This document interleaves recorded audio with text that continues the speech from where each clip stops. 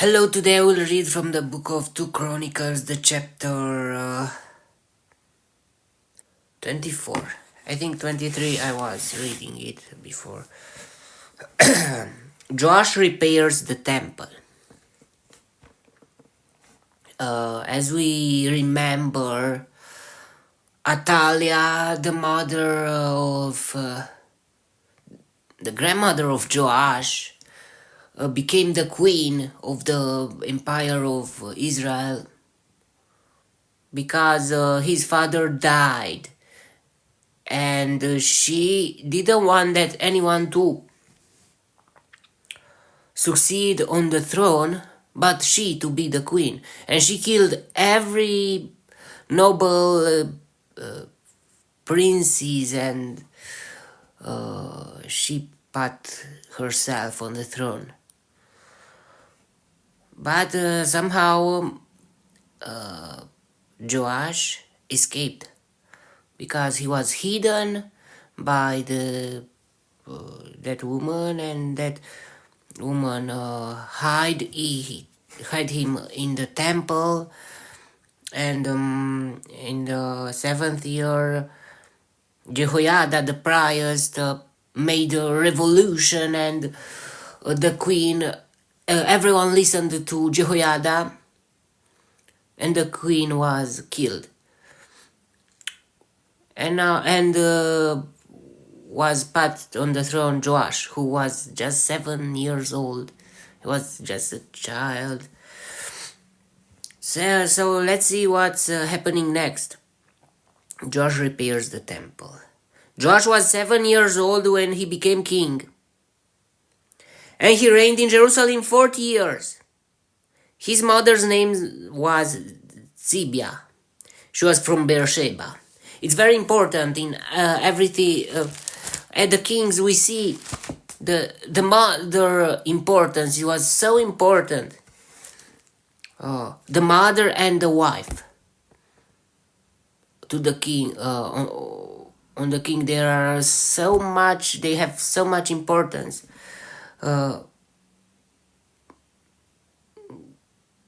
Better, more importance than the father, or I don't know, but sometimes because the mother was teaching, the father was a king, and he didn't, it's not okay. But a lot of kings, they didn't care that much about their own family. I mean, he didn't get involved in the education of his own children, but the mother. And it's not okay. His mother's name was Zibiah. She was from Beersheba. Joash did what was right in the eyes of the Lord all the years of Jehoiada the priest. So he had a guide from the beginning of his life. The Jehoiada the priest. Jehoiada chose 2 wives for him, and he had sons and daughters. Even Jehoiada was, but it was not okay, the polygamy. Choose 2 wives for him. Why 2 wives? I mean, I don't know if why they didn't care that much about the real thing, like God created Adam and Eve, not more 2 wives, or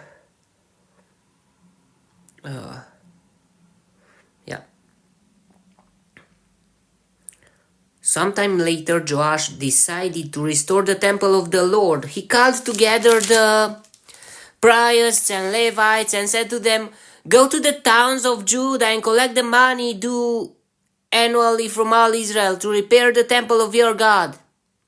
Do it now." But the Levites did not act at once. Therefore the king summoned Jehoiada the chief priest and said to him, "Why haven't you required the Levites to bring in from Judah and Jerusalem the tax imposed by Moses the servant of the Lord and by the assembly of Israel for the tent of the testimony?" Now the sons of that wicked woman Athaliah had broken into the temple of God and has used even its sacred objects for the Baals. Wow, Athaliah was a witch. She became a queen. His grandmother, but she was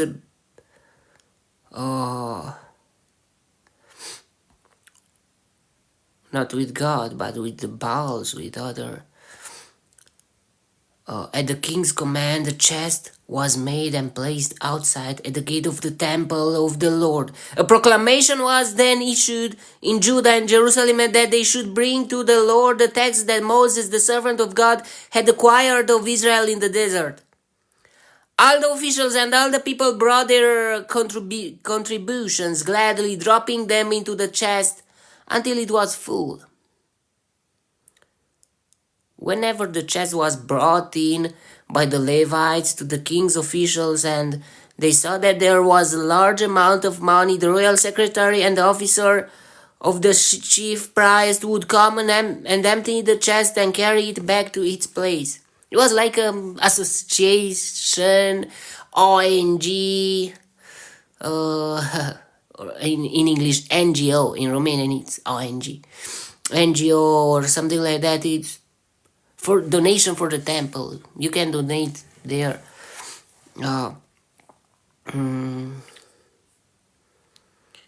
They did this regularly and collected a great amount of money. The king and Jehoiada gave it to the men who carried out the work required for the temple of the Lord. They hired masons and carpenters to restore the Lord's temple and also workers in iron and bronze to repair the temple. The men in charge of the work were diligent, and the repairs progressed under them. They rebuilt the temple of God according to its original design and they reinforced it. When they had finished, they brought the rest of the money to the king and Jehoiada, and with it were made articles for the Lord's temple, articles for the service and for the burnt offerings, and also dishes and other objects of gold and silver. As long as Jehoiada lived, burnt offerings were presented continually in the temple of the Lord. Everything was good because Joash had a guide from his beginning, the Jehoiada, the priest, and the priest had that much power that he made a revolution and dethroned the queen and killed the queen. Everyone listened to Jehoiada, and Joash was the king, but he was put on the throne through Jehoiada. Yeah, but he was blood. He had blue blood, or how can I say? He was the ancestor of David.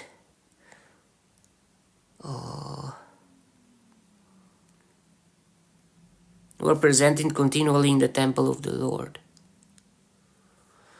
Now Jehoiada was old and full of years, and he died at the age of 130. Wow! He lived long. He was a great priest, and he lived 130 years. But still he died before Joash to die. He was buried with the kings in the city of David because of the good he had done in Israel for God and his temple. Some kings were not buried in that place, but Jehoiada was like a king for the people of Israel. He was buried with the kings in the city of David. The wickedness of Joash. After the death of Jehoiada, the officials of Judah came and paid homage to the king, and he listened to them. They abandoned the temple of the Lord, the God of their fathers, and worshipped Asherah, poles, and idols. Because of their guilt, God's anger came upon Judah and Jerusalem. Everything has been destroyed because Joash had not his own identity through relationship between him and God, but it was only through the Jehoiada, the priest, who was guiding him, and he was the master, his master, from his beginning of his life.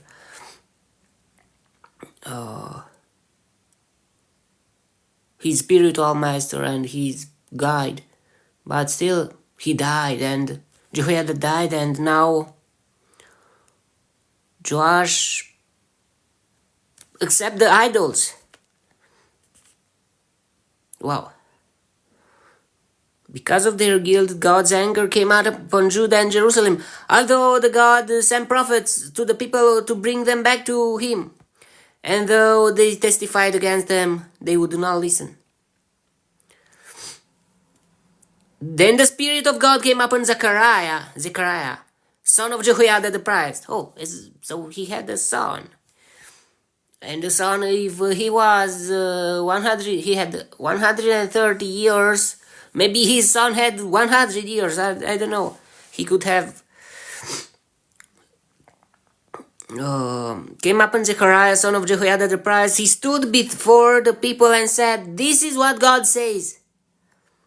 Why do you disobey the Lord's commands? You will not prosper." Or maybe he had 60 years old. Maybe he had 80. I don't know. Because you have forsaken the Lord, he has forsaken you. So this word is for us too. If you forsaken the Lord, he will forsake you. I mean, that's a natural way, but God's love is more than our reaction. And through Jesus Christ, he loves us. But we must take care of our lives, our soul, and as long as we live, we can choose, we can make it right. We can enwrite our lives, we can step into the light.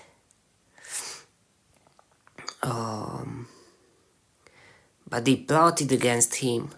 And by order of the king, they stoned him to death. Wow! The king killed his master's son. I mean, the Jehoiada son was killed by Joash somehow. I mean,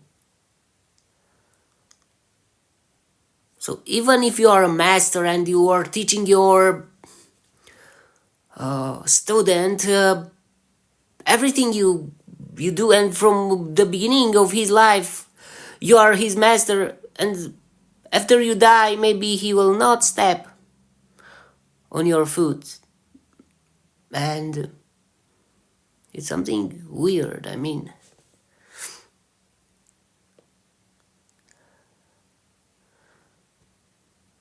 but they plotted against him, and by order of the king they stoned him to death. And even like that are like if you're a parent and you do everything you can to teach your son the good things and to have a relationship with God. Yeah, maybe I don't know if Josh was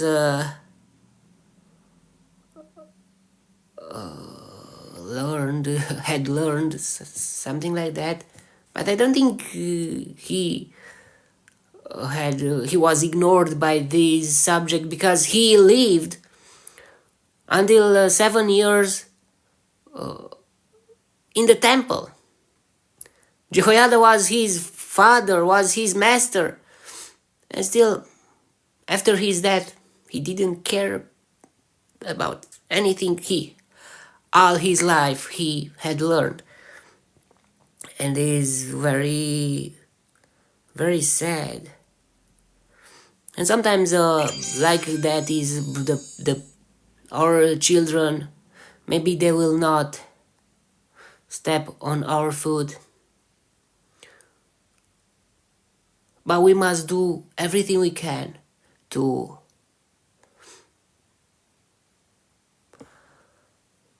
help them to, I don't know, it's very hard to be a parent. I'm not even a parent, but I'm not even married. I don't, but I'm thinking about being a parent and having children, and they to make something bad, like to not step into the Christianity, but to, I don't know.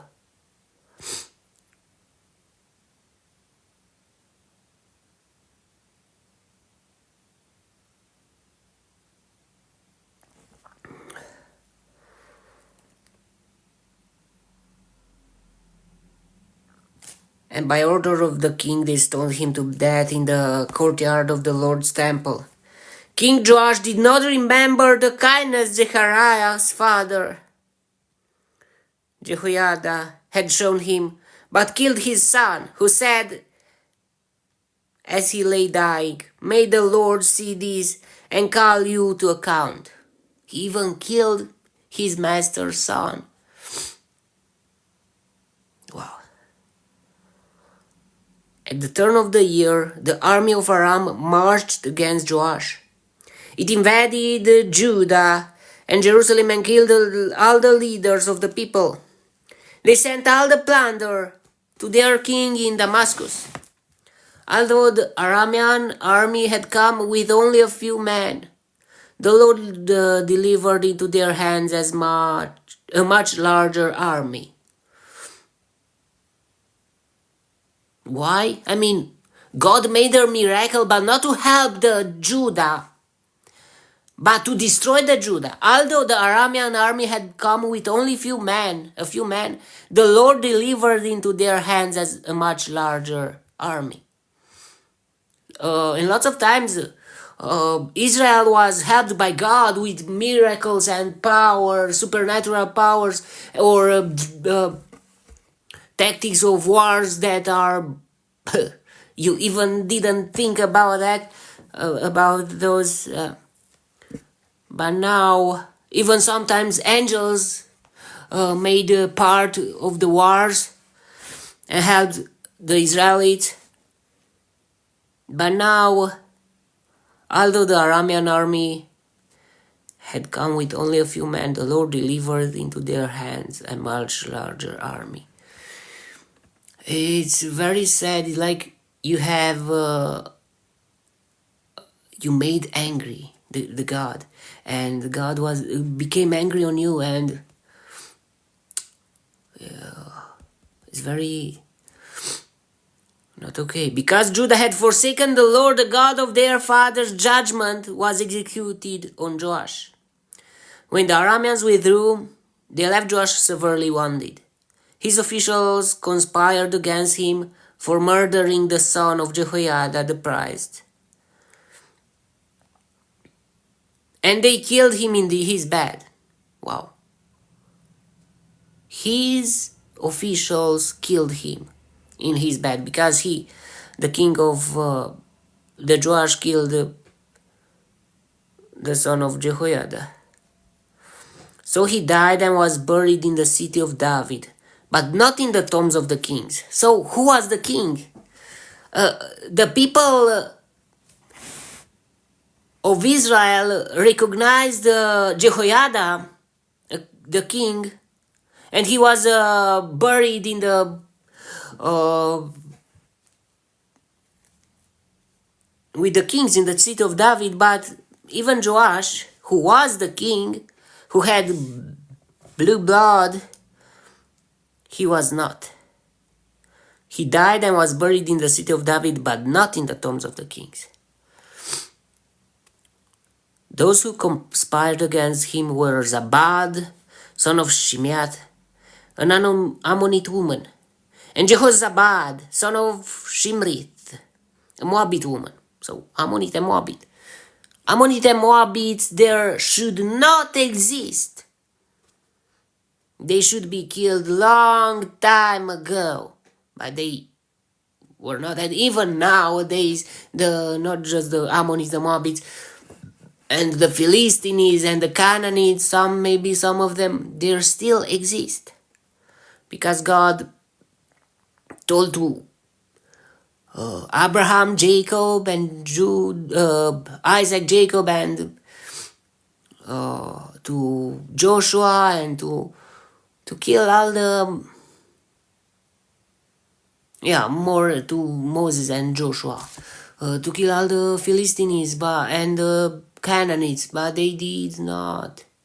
And even now the Palestinians are fighting with the Jewish people, and they are world problems.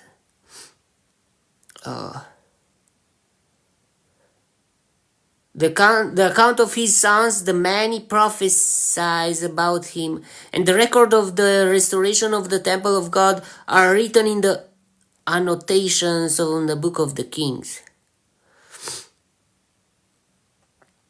And Amaziah, his son, succeeded him as king. So he still had a child, Amaziah, and his son succeeded him as king. The line of the kings are still on on the throne. That was the chapter. What can we learn from this chapter is it doesn't matter even you have a blue blood. It matters more of who you are or what are you doing. And public opinion is a very important on those things. I mean, that you to be a king, politics, and